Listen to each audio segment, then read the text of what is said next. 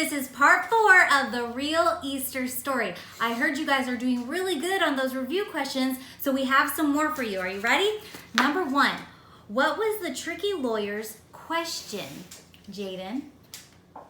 What's the greatest commandment? What was the greatest commandment? Very good. Number 2, how many commandments of Moses were there? Jansen? Over 600. Over 600 commandments. Wow. All right, number 3, what did Jesus say the greatest commandment was? Love your Lord thy God with all your heart, your soul, and all your mind. Love the Lord your God with all your heart, soul, and mind. Very good.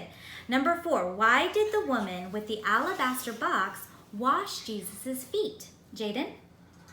Because she loved him. She loved him so much and she had been forgiven. That's right. All right, number 5, which disciple was in charge of the money for Jesus and the other disciples?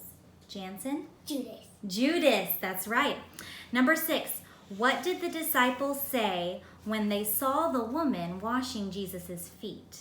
That you can sell the oil for the poor to get money. Yeah, they wanted to sell the oil to get money for the poor. That's right.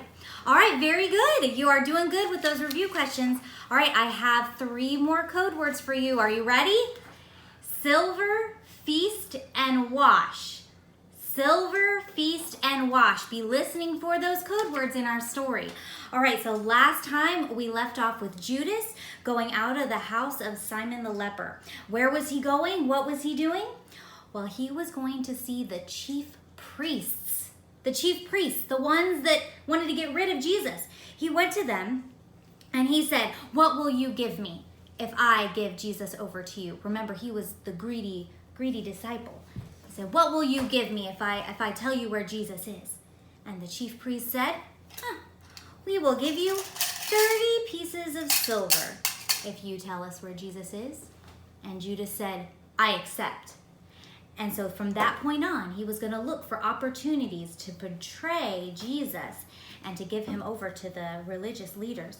Well, it was time for the Passover feast, and the disciples asked Jesus where he wanted to celebrate the feast. And Jesus told him to go into the city, and they would find a man carrying a water pitcher. He said, "You need to follow that man. Follow him and see what house he goes into. And whatever house he goes into, ask the man of the house, or tell the man of the house, my master's time has come, and we are going to use your house for the Passover feast. And the man will show you an upper room, and that's where you'll prepare the feast." So the disciples did this, and sure enough, everything that Jesus said was true, and they prepared the Passover feast for Jesus. So Jesus and the 12 disciples came to the upper room of this man's house, and Jesus took bread, and he blessed it, and he broke it, and he gave it to his disciples to eat.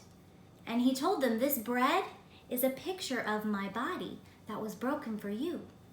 And then he took a cup, and he thanked God for it, and then he gave it to his disciples to drink. And he said, "This drink is a picture of my blood that is spilled for you, for your sins." Well, during the meal, Jesus did something shocking. He got up, he took off his outer robe, he took a towel, and he filled up a water basin, which is just a bowl. He filled it up with water, and he started wiping the disciples' feet. Their dirty, stinky feet. Now, back then, it was imperative to wash your feet before the communal meal, because walking around on those dirty roads, your feet got pretty gross. And so usually a servant would come and wash your feet. Well, there was no servant in that house to do that. And the disciples, it didn't occur to them to wash Jesus's feet. And now Jesus is washing their feet. And so he was going around washing everyone's feet. Well, Jesus came to Peter, one of his disciples, and Peter said, "No, you can't wash my feet." And Jesus said, "You don't understand this now, Peter, but one day you will." But Peter insisted. He said, "No, I refuse. You can't do this. I will never let you wash my feet." And Jesus said, "Peter, if you don't let me do this, then you have no part with me." Well, Peter loved Jesus very much. He definitely wanted to part with Jesus. And so he said, "Well, then wash my whole body. Well, from head to toe, wash my whole body." And Jesus said, "No, that's not necessary, Peter. We don't have to do that. I'm just going to wash your feet." So after he finished washing everyone's feet, he said, now I want you to follow my example. I want you to serve others and not think of yourselves as greater than another person. I want you to serve. See, Jesus came to serve and not to be served. But Jesus' heart was also heavy as he was talking, really heavy. And he said, not all of you are clean. He said, there's one here that will betray me.